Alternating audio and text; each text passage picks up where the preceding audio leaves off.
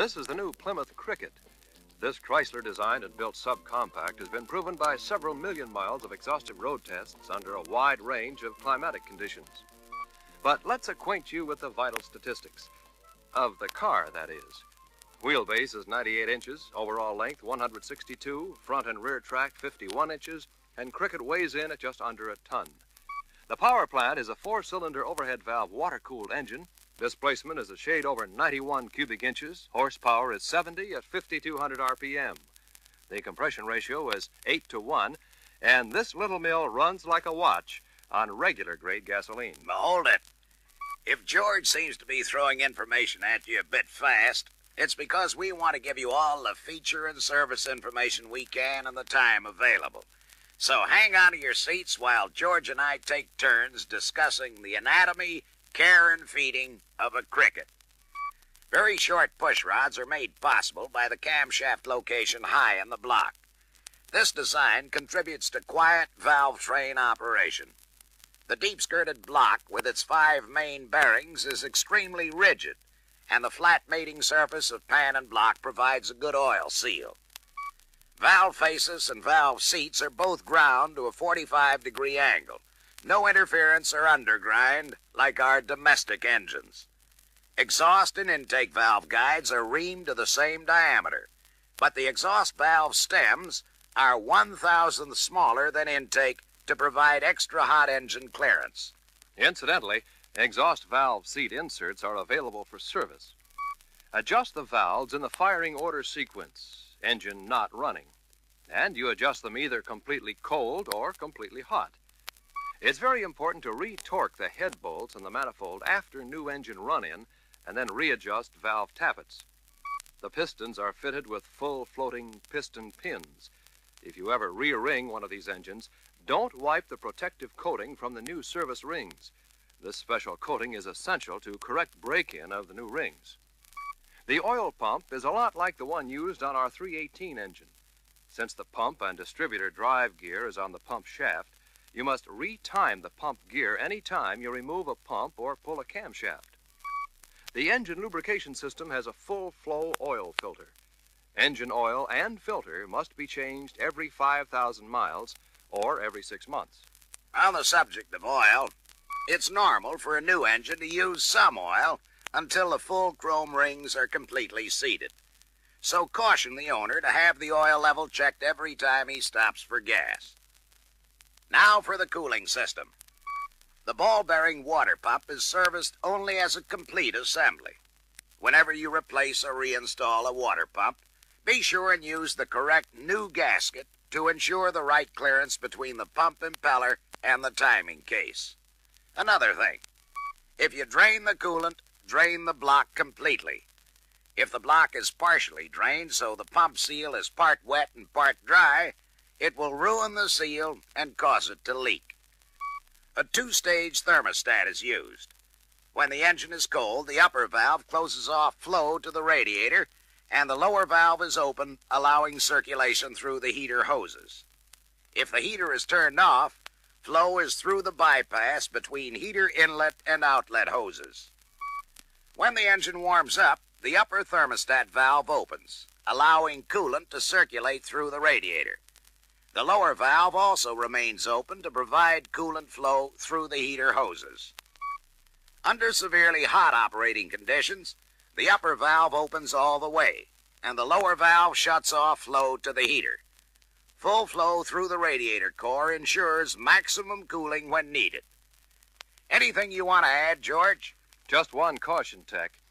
If for any reason you don't have the correct replacement thermostat, don't use a substitute. It's better to run without than to use the wrong kind. The ignition distributor has automatic vacuum and centrifugal advance. When replacing ignition points, be sure and install the insulating washers correctly, or you'll ground out the primary circuit. Point gap is 15 thousandths. Dwell is 60 to 63 degrees. The spark plug should be cleaned, center electrode dressed flat, and gap readjusted to 25 thousandths every 5,000 miles to ensure good engine performance. The charging system consists of a 3-phase alternator having a built-in regulator. 6 diodes are used to rectify the output current, and 3 additional diodes rectify a portion of the current so that it can be used for self-excitation of the field. And that brings us to the carburetor.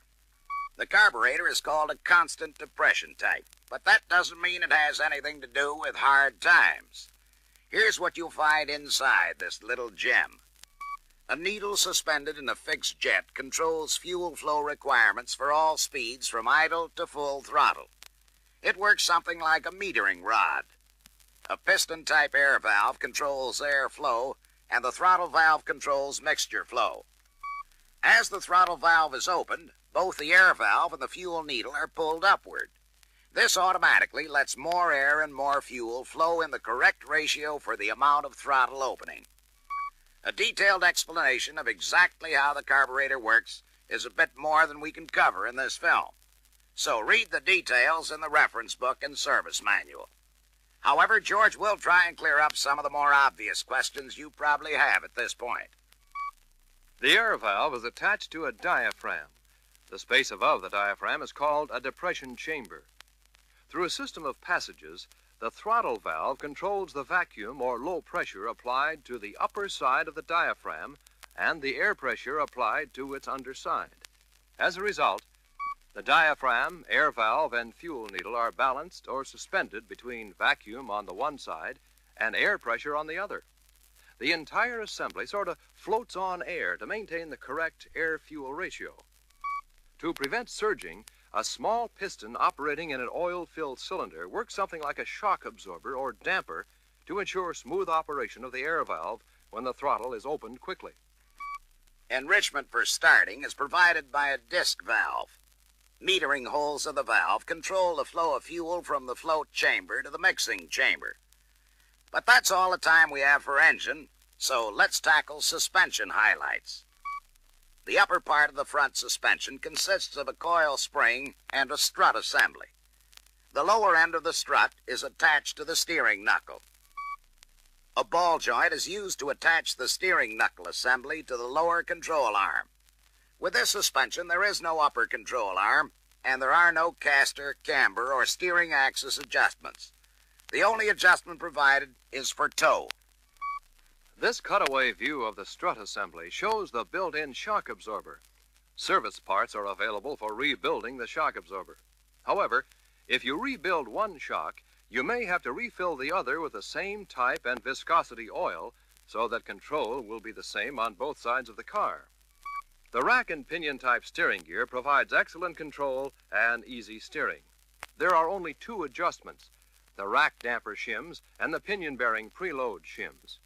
Toe is adjusted with the rack centered so that turning radius will be the same in both directions. The intermediate shaft is sharply angled so collision impact is not transmitted to the car interior. The rear suspension is the trailing link type. The upper links are angled so they function as stabilizer links. The lower links handle the drive and the braking forces. The shock absorbers are direct acting and C-leg mounted. Do not drive the car with the shock absorbers disconnected. If you hit a bump with the shock disconnected, the coil spring will pop out of its seat.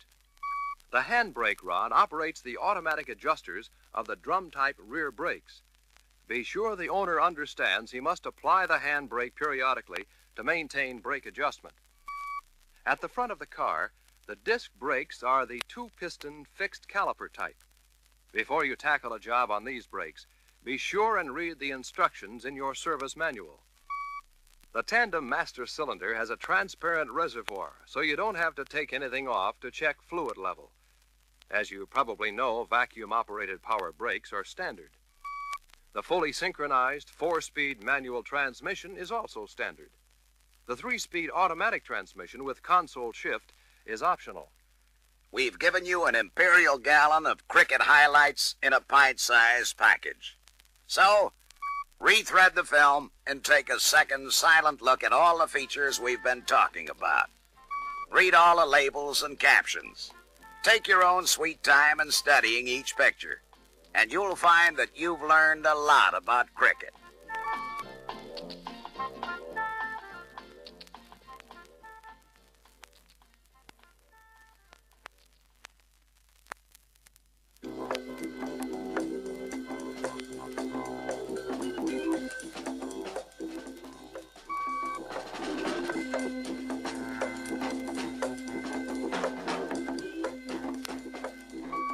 This is Colt, the newest entry from the Dodge stable of dependable cars and trucks.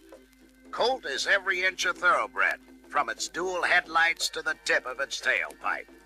But let's take a look at the official form sheet. The wheelbase is just a nose over 95 inches. Overall length is 161, give or take an inch or so for different body styles. And the front and rear tread is just over 50 inches. Colt is powered by an inline four-cylinder water-cooled engine having an overhead camshaft. Displacement is 97.5 cubic inches. This little engine is a real high-performance mill. Horsepower is 100 at 6,300 RPM, and torque is 101 at 4,000 RPM. But I'm afraid I'll run out of breath if I try to keep this pace up. Tell you what, I'm going to let Bob here cover some of the more interesting engine highlights and a few facts about chassis features. I could talk about Dodge Colt all day, but since we only have about 10 minutes, I'll try and leave out all unnecessary adjectives and superlatives. The dual rocker arm shafts and overhead camshaft arrangement makes it possible to use a hemispherical combustion chamber. This is an ideal breathing arrangement with the exhaust valve shown at the left and the intake valve at the right. As you probably know, this cross-flow valve arrangement promotes excellent scavenging of the exhaust gases from the combustion chamber. And though it's not shown in this view, the incoming air-fuel mixture provides good spark plug cooling. The cylinder head is an aluminum alloy casting, having the hemispherical combustion chambers which are precision machined to ensure uniform volume and shape. And that suggests an important service precaution. Let the engine cool down completely before you remove the cylinder head. As an added precaution, be sure and follow the correct head bolt removal sequence to avoid head warpage. Incidentally, the head bolt tightening sequence is in the reverse order and equally important, so check your service manual for details. If the cylinder head has been removed or serviced, the valve lash must be temporarily adjusted to 7 thousandths for exhaust and 3 thousandths for intake to establish cold running clearance. After the engine is warmed up, they must be readjusted to 10 thousandths and 6 thousandths. Valves cannot be adjusted with engine running. Both the valve seats and valve guides are the replaceable type. Be sure and dig into that service manual before you tackle a major head and valve reconditioning job. The campground tapered skirt aluminum alloy pistons are fitted with 3 fine-grained cast iron rings. The top compression ring and the oil ring are hard chrome plated to ensure good ring and cylinder wall life. The cold forged steel piston pins are a press fit in the connecting rod and full floating in the piston. Since the piston pins are offset 40 thousandths to prevent piston slap, be sure and install them correctly. The cast iron cylinder block is the rigid deep skirt type. The forged steel crankshaft is carried on 5 precision type main bearings. Now suppose you cover lubrication, Bob. The oil should be changed at the 600-mile inspection and every 3 months or 4,000 miles thereafter. The full-flow filter should be changed at 4,000 miles and then every other oil change. It's normal for a new engine to use some oil until the chrome-plated rings are fully seated. So caution the owner to have the oil level checked every time he stops for gas. That's a good point, Dick. The owner should also know that the cooling system has a 14-pound pressure cap with a pressure release button. When the engine is hot, it's very important to release the system pressure before removing the cap to check the coolant level. It's very important to use a high-quality antifreeze both winter and summer. A 50% solution of Chrysler antifreeze will provide year-round protection against corrosion. This is particularly important because of the aluminum cylinder head. The ignition system is the conventional coil and distributor type. The distributor provides automatic centrifugal and vacuum advance. Ignition point gap is 18 to 22 thousandths, and spark plug gap is 28 to 32 thousandths. The charging system is an alternator with built-in silicon diode rectifiers. The regulator has a voltage limiting relay and a pilot light relay. The pilot light relay makes it possible to use a charging system warning light instead of an ammeter. How about taking over, Tech? Gladly, Bob. Colt has a heated air or temperature-controlled air intake system, very much like the one used on our other cars. Incidentally, that canister and purge valve on the firewall is part of the vapor saver system. Both of these features are part of the cleaner air system. The compound two-barrel downdraft carburetor will probably be completely new to most of you. We can't hope to explain all of the systems, but Bob will give you a quick rundown on the highlight features. For all practical purposes, this is half of a 4-barrel carburetor. The secondary venturi doesn't get into the act until the driver calls for more power than the primary can supply. The primary barrel or venturi handles starting, idle, and all moderate load operation. But let's take a closer look. The primary side of the carburetor has a main discharge nozzle, an adjustable bypass screw to control off-idle mixture, and a pilot or idle mixture screw. This side of the carburetor supplies the correct air-fuel mixture for all requirements up to medium engine load operating conditions. The choke valve is also located in the primary side. Choke operation is controlled by an integral automatic choke assembly. That short water hose connected to the choke delivers engine coolant to the choke so that its operation is very closely matched to engine temperature. The automatic choke assembly also contains the fast idle cam mechanism and a vacuum kick device that partially opens the choke valve as soon as the engine starts.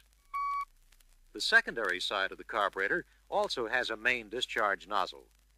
As the load on the engine increases, the vacuum-controlled secondary throttle valve opens to supplement the output of the main nozzle in the primary side of the carburetor. From medium to full load, both barrels are in operation to supply engine air-fuel mixture requirements. That's the diaphragm-type accelerator pump at the left. That little solenoid to the right cuts off fuel when the ignition is turned off. This permits a relatively high idle speed for emission control and prevents after-run. The throttle positioner solenoid is just above it. That's little more than a sociable introduction to the carburetor and the cleaner air system. However, it should give you some idea what it's all about and convince you that you really should get out your trusty service manual before you start tinkering with the carburetor. The front suspension is the strut type with coiled springs. The strut serves as the steering axis. It is also a double-acting shock absorber. The upper end of the strut is mounted in a self-lubricated ball bearing, and the lower part of the strut is attached directly to the steering knuckle. A ball joint connects the knuckle and strut assembly to the outer end of the control arm. Caster, camber, and steering axis inclination are preset by the mounting at the upper end of the strut assembly and the ball joint at the lower end. Therefore, with the exception of toe, front-end geometry is not adjustable. The steering linkage is quite similar to the symmetrical type used on our other cars. There are two short adjustable tie rods, an idler arm, and a center link. The steering gear is a variable ratio, recirculating ball type. The lowest ratio and highest effort is in the straight-ahead position for good directional stability. The ratio increases and the effort decreases as the wheel is turned to provide easier steering. A collapsible impact-absorbing steering assembly is used, and the adjustable tilt-type steering column is standard equipment. The rear suspension has leaf springs and sea-leg mounted double-acting shock absorbers. Incidentally, the rear axle and differential setup is pretty much the same as the 8 1/4-inch axle used on some of our other cars. The rear brakes are drum type with manual adjusters. Be sure the owner understands that periodic rear brake adjustment will be required. Disc brakes at the front of the car are standard equipment. These are the fixed caliper type, having two opposing pistons and shoes. The tandem master cylinder has separate brake fluid reservoirs. Unlike our other cars, the front reservoir is for the front brakes, and the rear reservoir for the rear brakes. Fluid level can be seen through the translucent reservoirs. A fully synchronized 4-speed transmission is standard, and the 3-speed automatic is optional. The rest of the powertrain... I'm sorry, Bob, but we've run out of time again. Since this session on Dodge Colt moved pretty fast, I'd suggest that you rethread the film and take a second look at the pictures. And remember, Before you put a metric wrench on this little car, get out your Colt service manual and make sure you know what you're doing. It's up to you, master technicians, to take care of the grooming of this newest Dodge thoroughbred.